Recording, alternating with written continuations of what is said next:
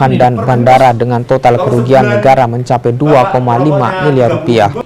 Jumlah ini didapat dalam 3 bulan penindakan mulai Januari hingga Maret 2024. Hasil tembakau ini berasal dari sejumlah negara yang masuk ke Indonesia tanpa disertai kelengkapan surat.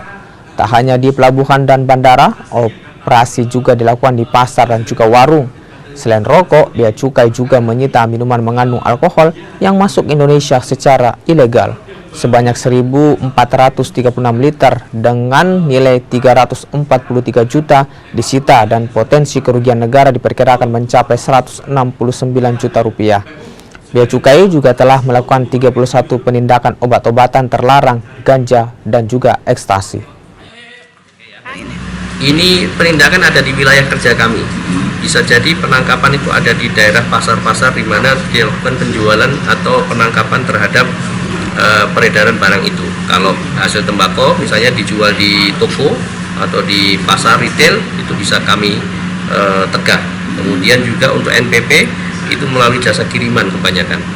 Jadi kebanyakan jasa kiriman, jadi lokal dari Jakarta umpamanya atau dari Banten, dari Soekarno-Hatta misalnya dikirim ke Makassar, itu kita bisa tegak. Ada pelaku yang sempat teridentifikasi atau tersangka yang dari penindakan-penindakan baik itu rokok maupun juga barang MPP lainnya? Pelaku sebagian bisa kita temukan dan sebagian lain tidak teridentifikasi karena untuk barang kiriman kan agak sulit ya.